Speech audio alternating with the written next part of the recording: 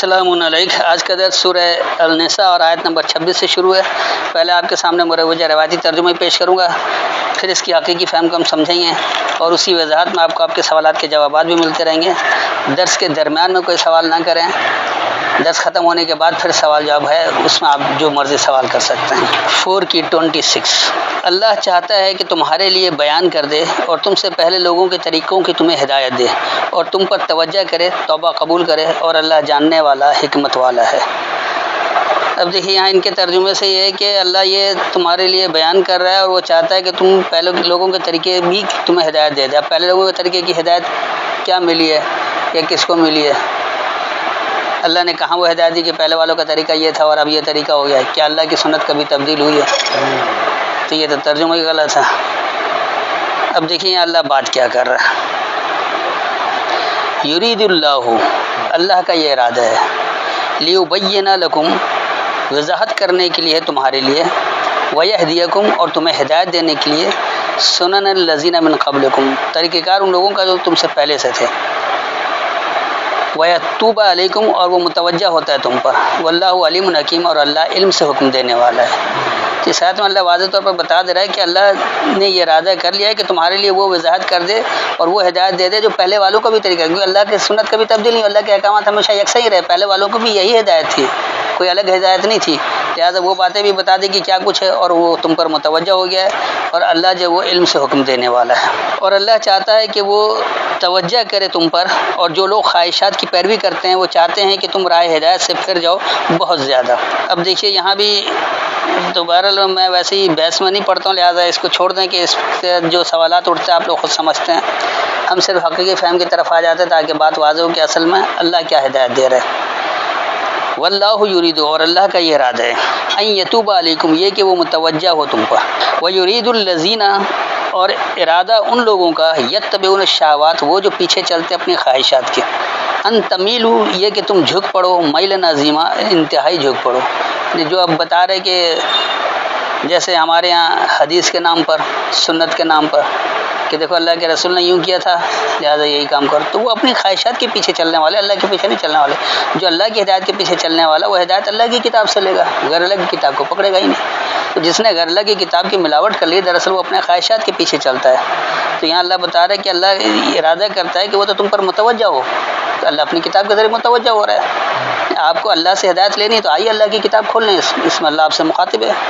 لیکن جو لوگ اپنے خواہشات کے پیچھے چلتے ہیں ان کا ارادہ یہ ہے کہ وہ تمہیں جھکا دے، کسی ایک انتہا طرف جھکا دیں، اللہ کے احکامات سے آپ کو دور کر دیتے ہیں، اس میں اللہ کے احکامات میں شرک کرتے ہیں، ملاوٹ کرتے ہیں اور چاہتے ہیں کہ تم اسی طرف چل پڑو۔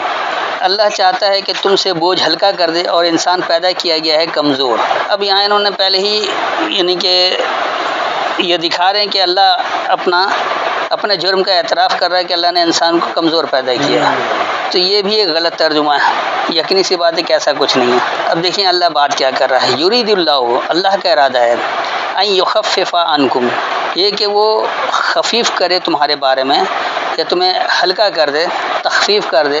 وخلق الانسان ضعیفا اور انسان میں کمزور ہونا پیدا ہے، انسان میں کمزوری، انسان نے اپنے اندر خود کمزوری پیدا کر رکھا ہے، کیونکہ انسان ہدایت تو کہتا ہے کہ زبانی دعویٰ کہ ہم اللہ کی ہدایت پر چلنا، لیکن عملی طور پر وہ اللہ کی کتاب کو نہیں اٹھاتا ہے، دیگر کتابوں سے ہدایت لے رہا ہے، تو یہ اس کی کمزوری ہے۔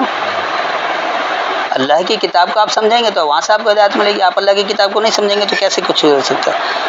تو یہ انسان نے اپنے اندر کمزوری پیدا کر رکھا ہے، اس کو آپ دونوں معنی میں لے سکتے ہیں۔ ضعف کا بنیادی مطلب ہے بہت زیادہ ہونا بھی ہے، ضعیف شخص اسی کو کہا جاتا ہے جس کی عمر زیادہ ہو جاتی ہے، اور ضعف کمزوری کو بھی کہا جاتا ہے، لرزہ طاری ہو جاتا ہے، ہاتھ میں راشا آ جاتا ہے، اس کو بھی ضعف کہا جاتا ہے۔ تو آپ دونوں باتوں میں لے سکتے ہیں کہ انسان اپنے اندر کمزوری بھی پیدا رکھا، اور انسان یہ چاہتا ہے کہ میری تعداد بڑی زیادہ رہے، وہ اپنے آپ کو اضافہ بھی چاہتا ہے، وہ یہ نہیں دیکھتا کہ اللہ کے احکامات کی اتباع ہو رہی یا نہیں ہو رہی، بس میری تعداد زیادہ ہے، ہم بڑے زیادہ لوگ ہیں، تو یہ بات بھی ہوتی ہے۔ دونوں بانوں سے اس کو سمجھا جا سکتا ہے، تو سمجھنے میں کوئی پریشانی نہیں ہے، بڑی آسانی۔ اللہ نے اس کو یسر کہا، اسر نہیں کہا۔ اے مومنو اپنے مال آپس میں نہ کھاؤ ناحق طور پر، مگر یہ کہ تمہاری آپس کی خوشی سے کوئی تجارت ہو، اور قتل نہ کرو ایک دوسرے کو، بے شک اللہ تم پر بہت مہربان ہے۔ اب دیکھیے یہاں کیا بات ہو رہی ہے، اللہ کیا کہہ رہا ہے، یا ایھا الذین آمنو، اے ماننے والے لوگوں، لا تاکلوا، یہ کہ تم حاصل کر کے نہیں برتو، اموالکم، اپنے مال، بینکم، اپنے درمیان، بالباطل، باطل کو، ناحق طریقہ کار کو، الا، سوائے، ان تکونا تجارتاً، یہ کہ تم ہو تجارت میں۔ تجارت مختلف طرح کی ہے، مال کا بھی ہے اور اجناس کی صورت میں بھی ہوتا ہے، شے کی صورت میں بھی ہوتا ہے، تجارت کے مختلف طریقے کار ہے، اس لیے اس کا صرف تجارت کہتے نہیں کافی کہ لین دین ہے اصل میں۔ ان تراض منکم، تم میں سے باہمی رضامندی کے بارے میں، یعنی یہ تجارت جو باہمی رضامندی سے ہو رہا ہے، ولا تقتلوا، اور یہ کہ تم نہیں جھگڑو، انفسکم، اپنی نفسیات سے، اپنی سوچ سے، ان اللہ کان بکم رحیما، بے شک اللہ ہے تم کو رحم کرنے والا۔ تو اس آیت میں جو اللہ نے واضح طور پر ہدایت دی ہے وہ یہ ہے کہ اے ماننے والے لوگوں، تم اپنے مالوں کو اپنے درمیان باطل کو حاصل کر کے نہیں برتو، یعنی ناحق طریقے سے حاصل کر کے اسے نہیں اپناؤ، سوائے یہ کہ تم میں باہمی رضامندی کے بارے میں کوئی تجارت ہو، اور یہ کہ تم اپنی نفسیات سے نہیں جھگڑو، بے شک اللہ تم کو رحم کرنے والا ہے۔ اور جو شخص یہ کرے گا سرکشی، زور اور ظلم سے، پس ان قریب ہم اس کو آگ میں ڈال دیں گے، اور یہ اللہ پر آسان ہے۔ اب دیکھیے یہاں کیا بات ہو رہی ہے، وَمَن يَفْعَلْ ذَلِكَ، اور جو یہ فعل کرے گا وہی، عدواناً و ظلماً، ایک عداوت اور ایک ظلم ہے، فسوف نصلیہ نارن، پس ان قریب ہم سے وہ مل جائے گا ایک جلنے میں، وکان ذالک، اور ہے وہی، علی اللہ یسیرا، اللہ پر آسان۔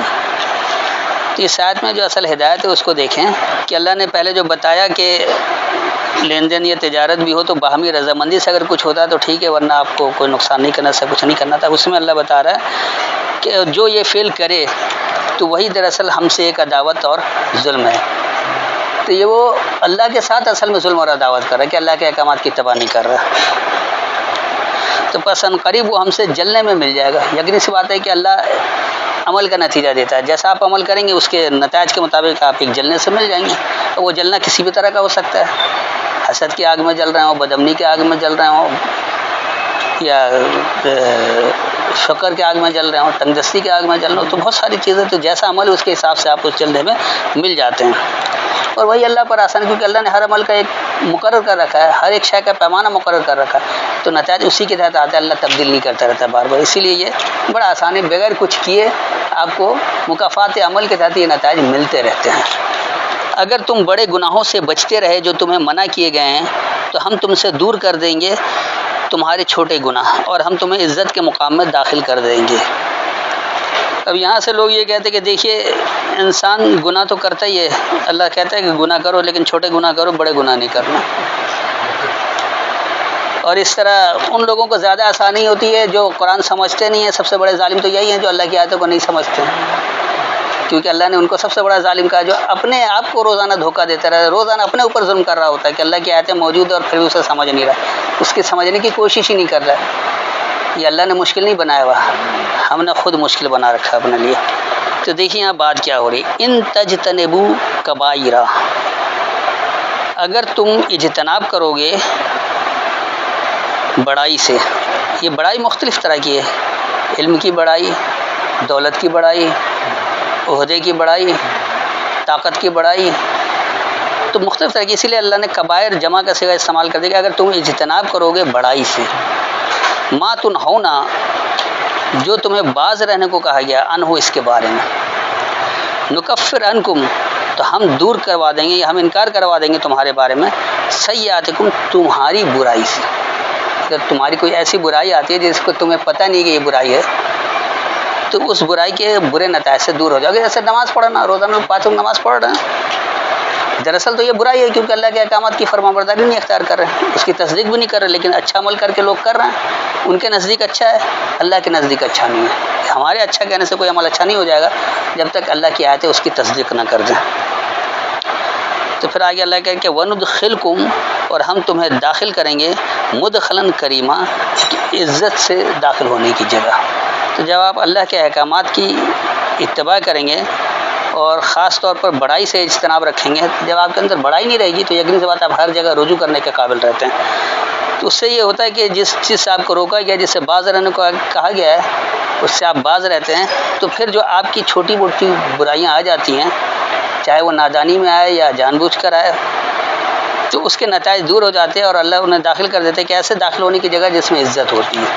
اور آرزو نہ کرو اس کی جو بڑائی دی اللہ نے تم میں سے بعض کو بعض پر. مردوں کے لیے حصہ ثواب ہے ان کے اعمال کا، اور عورتوں کے لیے ثواب ہے ان کے اعمال کا. اور اللہ سے اس کا فضل مانگو، بے شک اللہ ہر چیز کو خوب جاننے والا ہے.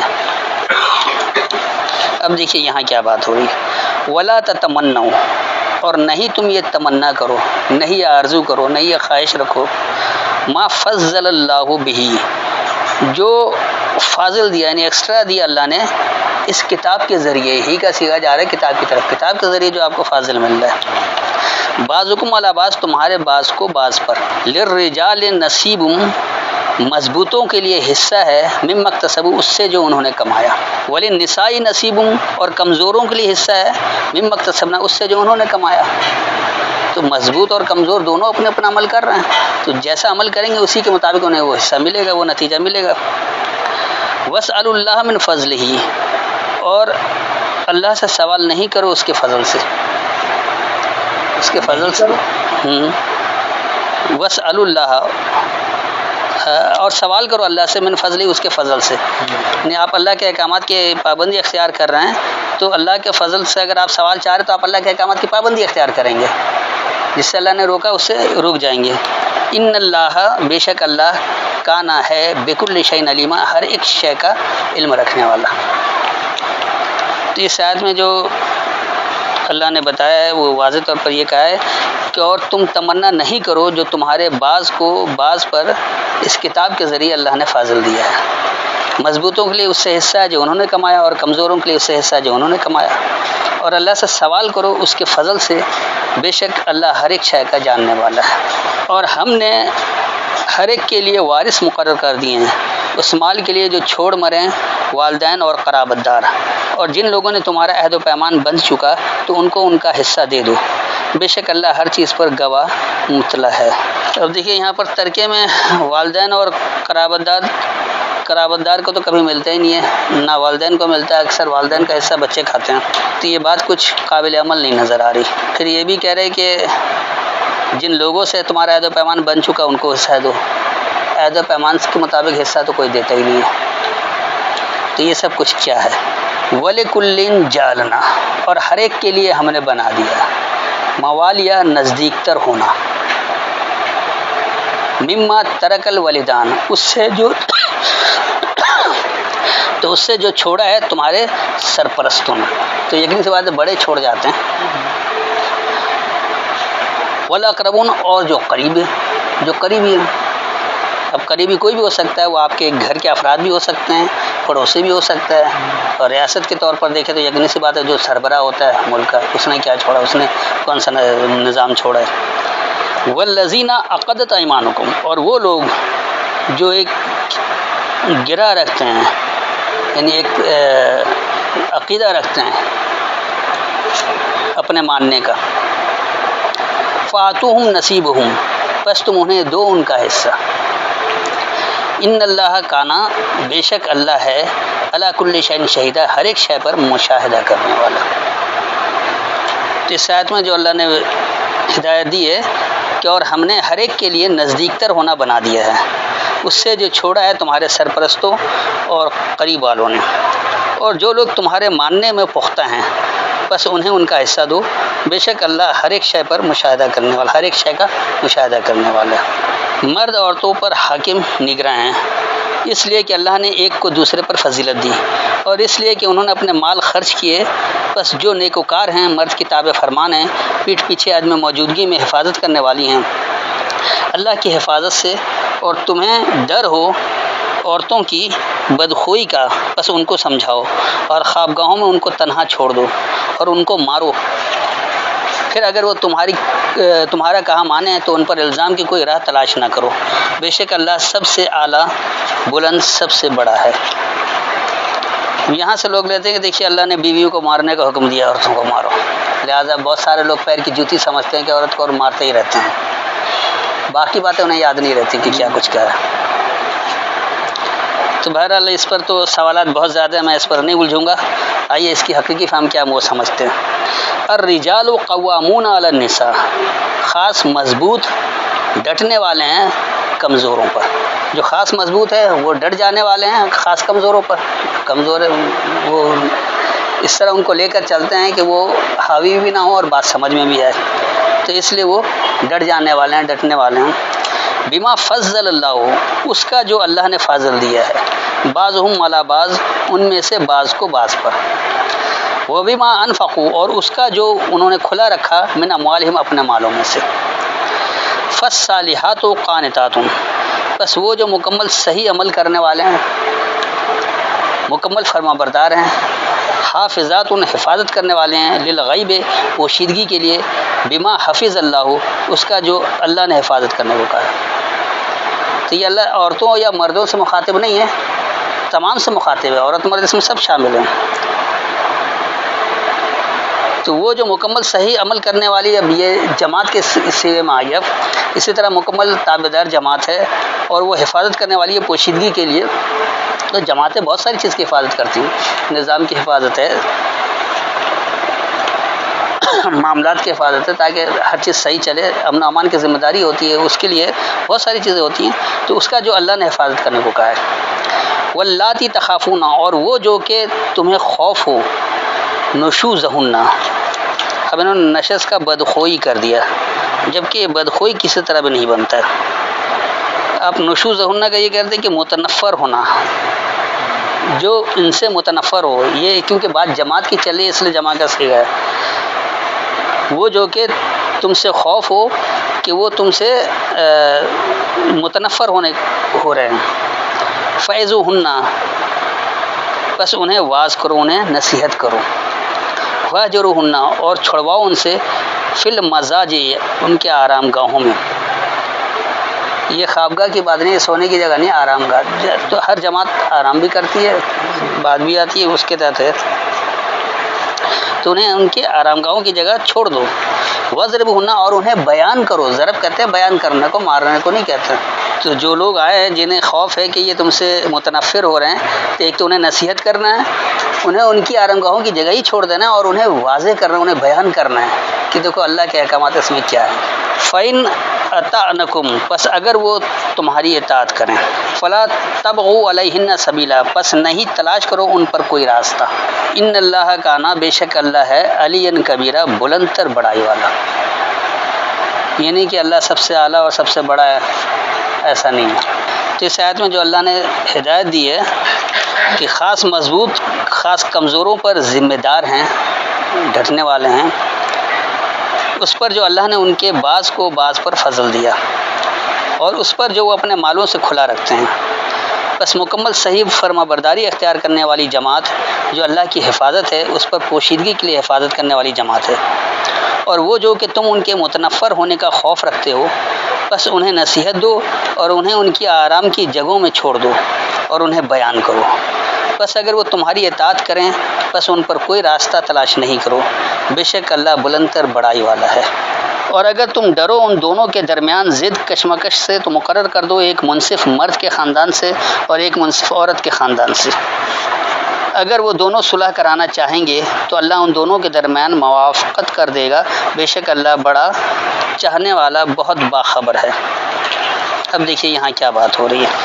وَإِنْ خِفْتُمْ شِقَاقَ بَيْنِهِمَا، اور اگر تمہیں خوف ہو پھٹ جانے کا، الگ ہونے کا ان دونوں کے درمیان، تو پس اگر ان دونوں پر پھٹ جانے کا، الگ، شک کہتے ہیں پھٹ جانے، الگ ہونے کو، تو الگ ہونے کا ان دونوں کے درمیان تمہیں خوف ہو، فَبَعْثُوا حَكَمًا، بس اٹھاؤ ایک حکم دینے والا، من اہلہ، اس کی اہلیت والوں میں سے، وہ حکم من اہلیہ، اور ایک حکم دینے والا اس کی اہلیت میں سے، یعنی ایک مضبوط کی طرف سے اور ایک کمزور کی طرف سے، یہ نہیں کہ ایک مرد کی طرف سے ایک عورت کی طرف سے، میاں بیوی کی بات نہیں ہو رہی ہے۔ ان یریدا اصلاحا، اگر یہ ارادہ ہو اصلاح کرنے کی، ٹھیک کرنے کی، یوفق اللہ، تو موافقت کر دے گا اللہ، بینہما، ان دونوں کے درمیان۔